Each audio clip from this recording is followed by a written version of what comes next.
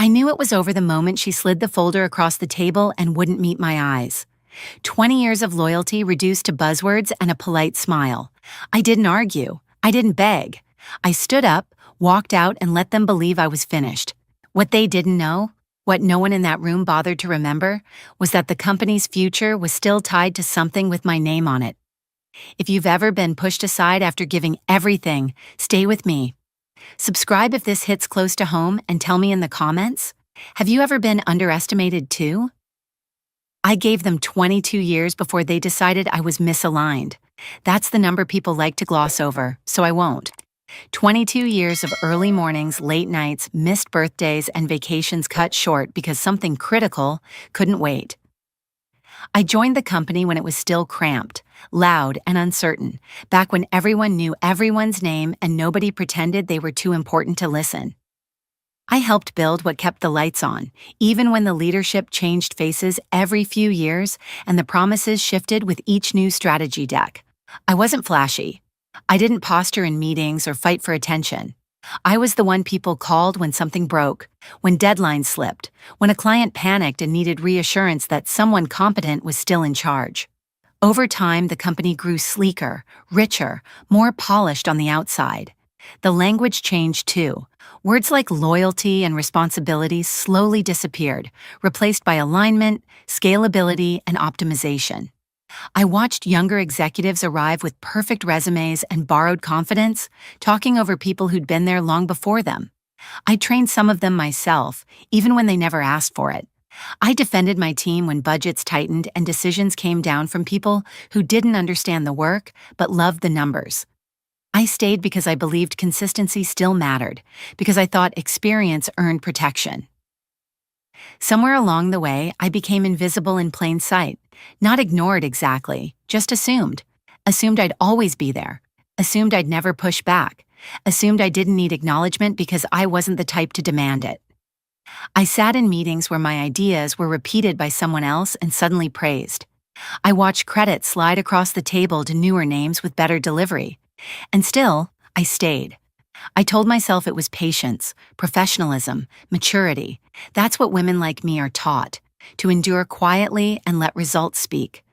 What no one tells you is that silence can make people forget your value, or worse, convince them you don't have leverage at all. By the time the company reached its most profitable stretch, I wasn't seen as the reason it worked anymore. I was part of the furniture, reliable, replaceable, the kind of person leadership assumes will accept whatever is handed to them because they always have. I didn't see the meeting invite as a threat when it popped onto my calendar that morning. No warning, no context, just a vague subject line about alignment. I straightened my notes, finished my coffee, and walked down the hall thinking it was another discussion about direction or priorities. I had no idea I was about to learn exactly how disposable loyalty looks when it's finally written down. She was already seated when I walked in, hands folded neatly on the table like she was about to deliver condolences instead of a decision. The room was too clean, too bright, one of those glass-walled conference rooms designed to make everything feel transparent while hiding exactly who held the power. An HR representative sat beside her, laptop open, eyes glued to the screen as if avoiding eye contact was part of the process. No one asked me to sit, but I did anyway. She smiled first, the kind that shows teeth but no warmth, and said my name like we were old friends catching up over coffee. Then she leaned back and used the word alignment. Not hello, not thank you, alignment. She talked for a while, long enough to make it clear this wasn't a conversation. The company was evolving, priorities were shifting. They needed people who could keep pace with the future. I listened as she explained my own career to me, flattening decades of contribution into a few careful sentences that sounded rehearsed. She said I'd done solid work, as if that summed up everything I'd built, protected, and held together when others disappeared. Then came the pause, perfectly timed, and the folder slid across the table toward me. Inside was my name, neatly printed, already categorized and concluded. I didn't interrupt. I didn't ask questions. I didn't raise my voice. That seemed to confuse her. She waited for a reaction, maybe gratitude, maybe embarrassment, maybe tears. Instead, I felt a strange calm settle in, the kind that comes when something you've feared quietly arrives and confirms what you already knew. She kept talking, filling the silence with phrases about transitions and next steps, about how this wasn't personal, how these decisions were never easy. I noticed how she avoided saying the word termination, as if soft language could dull the impact. When she finally asked if I had questions, I shook my head. There was nothing to clarify. The decision had been made before I ever entered the room. I closed the folder, stood up, and thanked her for her time. That was the moment her smile slipped. I walked out past rows of desks where people pretended not to see me, screens suddenly fascinating, conversations abruptly urgent. No one followed. No one stopped me. The silence was heavier than any argument could have been. I handed my badge to security without being asked and stepped outside into the daylight like someone released early from a sentence they didn't realize they were serving. They thought that humiliation was the ending. They had no idea it was only the trigger. I didn't go straight home after I walked out.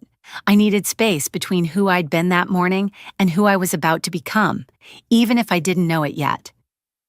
I wandered without a plan, letting the city move around me while my thoughts slowed down. There was no anger chasing me, no urge to call anyone or explain myself. Just a steady awareness that something final had happened, and that reacting too fast would only cheapen it. I stopped at a small cafe I'd passed 100 times and never entered, ordered a plain coffee, and sat by the window watching people hurry past. With purpose, I suddenly didn't owe anyone. That was when the weight of it settled in, not the firing itself, but the realization that the company I'd defended for years hadn't hesitated for a second when it was my turn to be optimized away.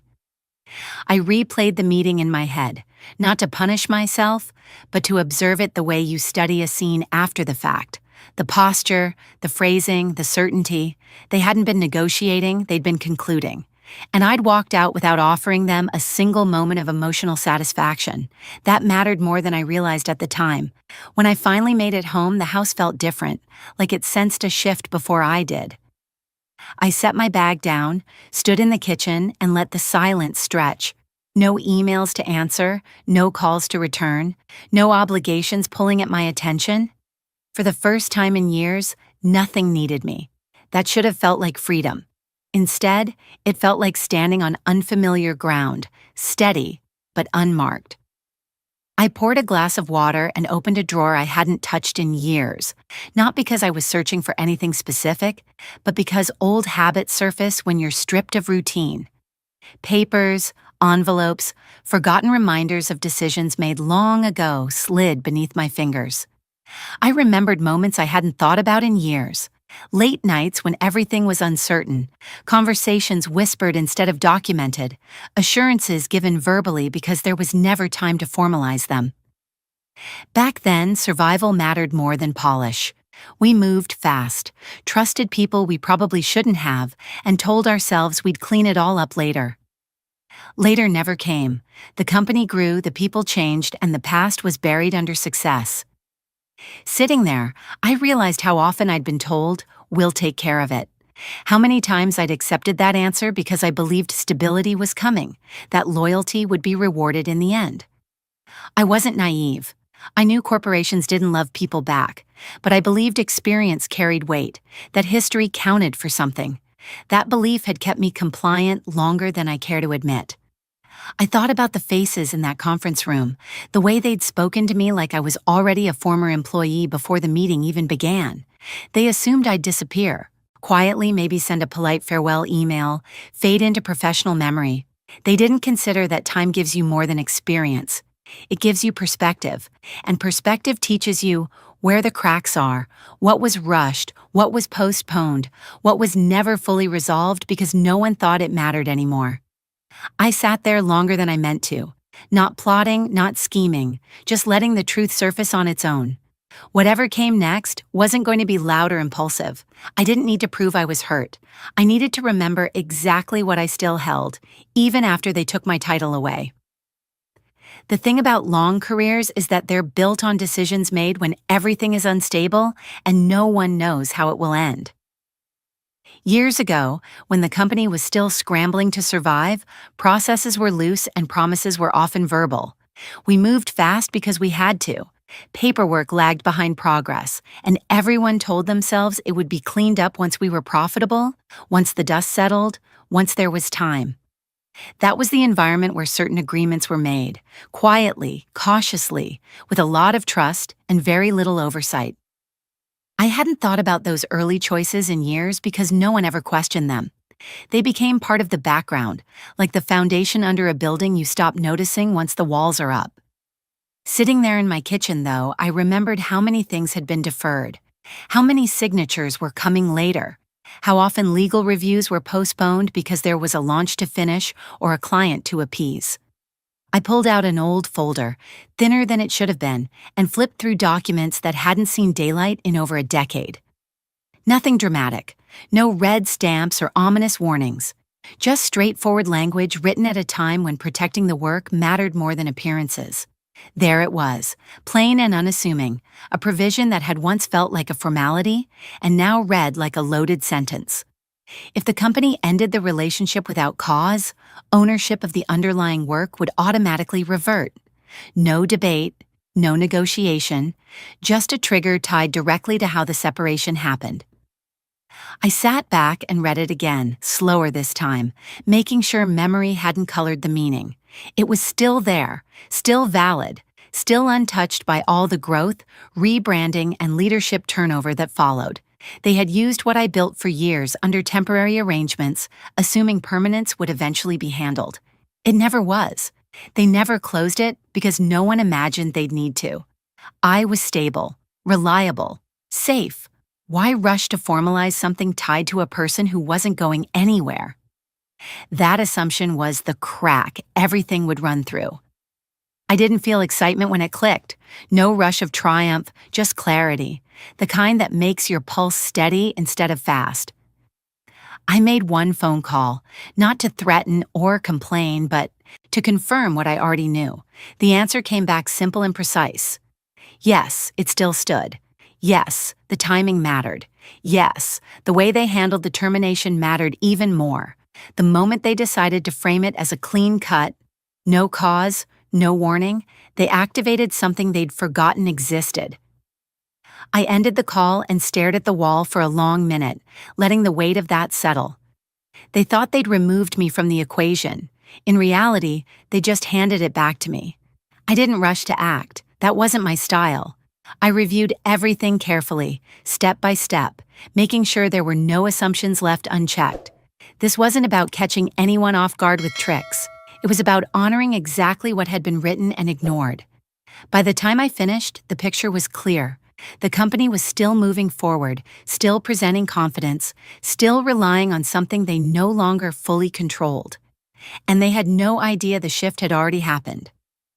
I realized then why the meeting had felt so final on their side. They believed the power had moved entirely in one direction.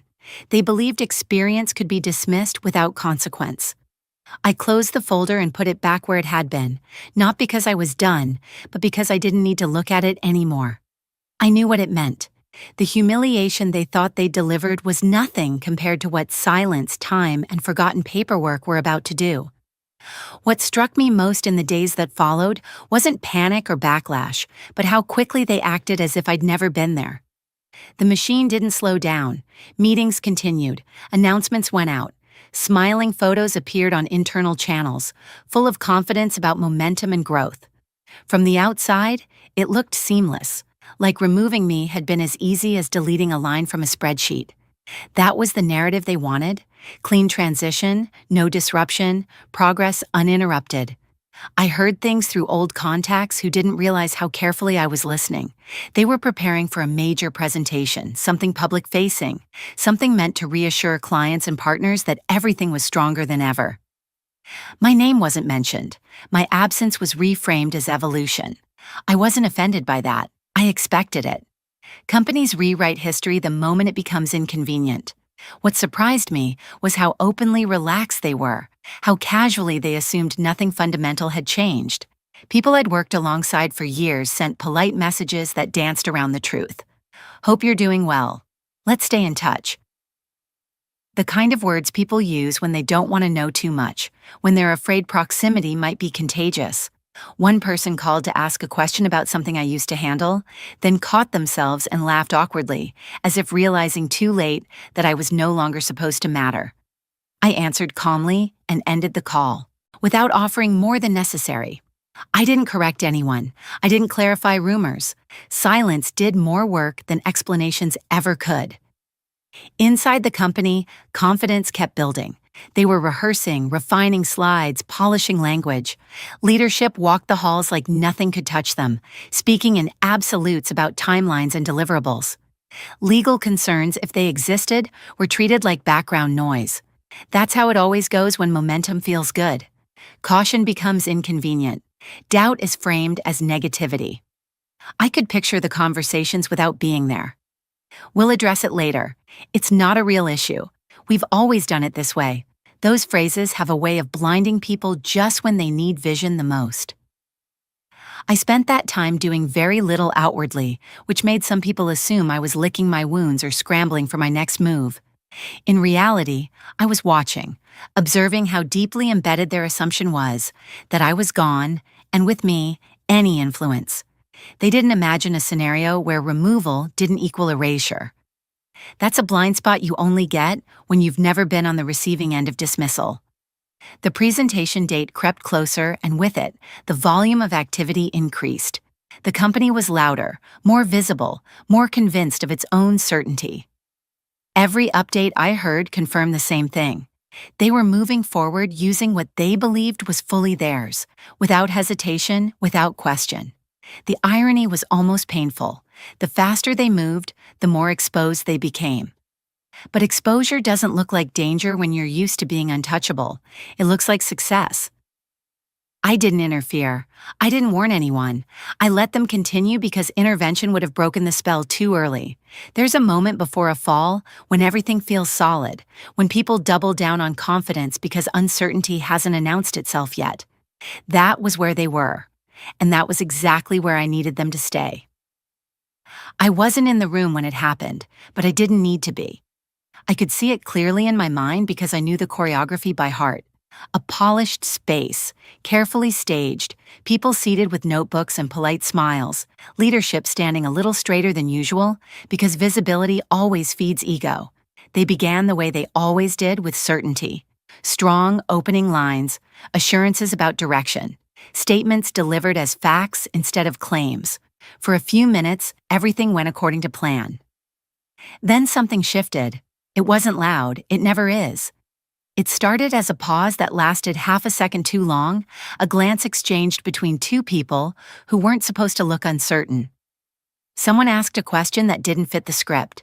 Another person stopped taking notes. When information changes hands unexpectedly, the air in a room changes with it. You can feel it before anyone speaks. What followed wasn't chaos, but discomfort, which is worse in professional spaces. Discomfort makes people look for exits. I later heard how documents began circulating quietly, not slammed onto tables, just passed from one person to another with subtle urgency.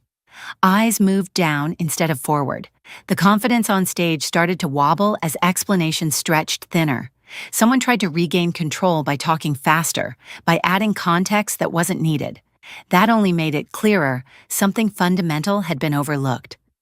A voice from the audience asked for clarification, calm but firm, the kind of tone that signals authority without effort. The answer didn't land, it couldn't. Once doubt enters a public setting, it multiplies. Every phrase is examined, every claim is weighed. People who had been nodding minutes earlier stopped reacting altogether. Chairs shifted, phones appeared. A few attendees stood, not dramatically, just quietly, the way professionals do when they've learned all they need to know. That's when the realization spread, not as panic, but as recognition. The worst kind, the kind that tells you this isn't a misunderstanding, it's a miscalculation. The presentation limped forward, but momentum was gone. No one applauded at the end. Applause is optional, but silence is verdict. By the time leadership attempted to close, the room had already moved on. Decisions were being made silently, independently, without permission. I felt my phone buzz hours later with messages that said everything without saying much. Did you see this? Is this real? Call me when you can. I didn't respond. The collapse didn't need commentary. It spoke for itself. The next morning, the tone changed entirely. Urgency replaced confidence. Voices that had been dismissive days earlier were suddenly careful. People who hadn't spoken up before were now asking how this could have happened. That question always comes too late. The truth was simple. They assumed removing me removed the risk. They thought history could be edited without consequence. They forgot that public certainty is fragile when it isn't backed by control. By the time they reached out directly, the outcome was already set. What unraveled in that room wasn't just a presentation. It was an illusion they'd been living inside, one where experience could be sidelined without cost. Once that illusion broke, everything else followed. By the time they finally reached out, the tone was unrecognizable. Gone was the polished certainty, the rehearsed language about alignment and vision. What replaced it was restraint edged with urgency, the kind people use when they realize leverage has shifted but don't yet know how far. I didn't rush to answer. I let the messages sit, not out of spite, but because speed would have suggested need. When I did respond, it wasn't with anger or satisfaction. It was with clarity. We spoke briefly, efficiently. No small talk, no rewriting of history. They wanted to know what it would take to move forward, not how to fix it, not how to undo it, just what it would cost. That question told me everything. I laid out the terms plainly, without flourish. Recognition where it had been withheld, authority where it had been assumed away, a seat where decisions were actually made, not observed from the sidelines, and the removal of the person who believed dismissal was the same as dominance. There was silence on the other end of the line, longer than was comfortable. Then agreement, quiet and complete. I didn't celebrate after we hung up. I didn't feel victorious. What I felt was settled, the kind of calm that comes when something is finally put back where it belongs. In the days that followed, the narrative shifted again. Public statements were revised, credit was carefully reworded. The same organization that had erased me so easily now spoke my name with precision.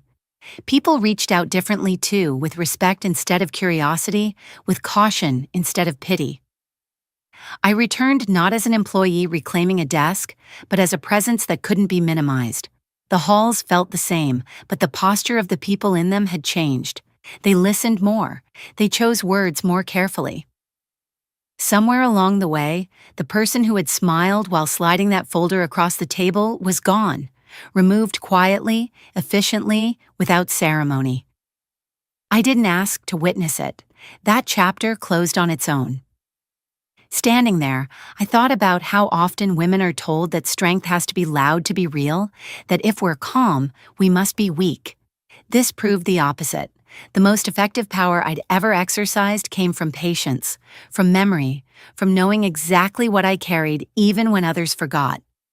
I hadn't needed to raise my voice, rally allies, or make threats.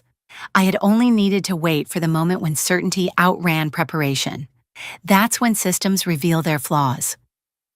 I tell this story not because it's unique, but because it's familiar to more people than will admit it.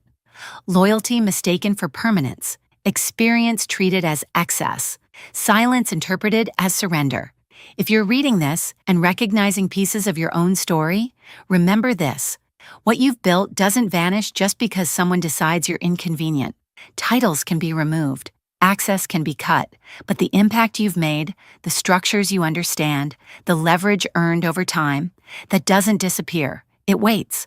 And when the moment comes, it doesn't need to announce itself. It just corrects the balance. I didn't win because I was louder or faster. I won because I kept records when no one was watching, and because I waited when everyone else rushed. Sitting alone after the firing, the quiet wasn't weakness. I remembered dates, emails, conversations, and promises made during messy years everyone wanted to forget. That memory was my leverage. What this experience taught me is simple and uncomfortable. Quiet. Preparation outlasts loud authority. If I were talking to a friend who feels pushed aside, I'd say this: keep copies of everything, even when it feels awkward. Write things down while the room is still friendly. Don't assume fairness will arrive on its own, and never confuse silence with surrender. Sometimes silence is the only way to hear what really matters. I also learned that hidden strength costs less than open conflict. My health didn't suffer from shouting matches. My family didn't watch me spiral. I waited, watched, and acted once. That's discipline. The moment people underestimate you, they stop guarding their blind spots. That's when preparation turns into power. I didn't need to threaten or explain. I let documentation speak, and it spoke clearly enough to change outcomes. This wasn't revenge, it was alignment with reality. And reality favors the person who remembers where the lines are drawn and who signed them. If there's one thing I'd pass on, it's this: build your file while life is calm, not when it's already burning. How to get started today. Save important emails and agreements in one place. Keep a simple timeline of key decisions and promises. Review documents once a year, even if nothing seems wrong. Ask for clarity in writing, not just reassurance. What quiet habit has protected you?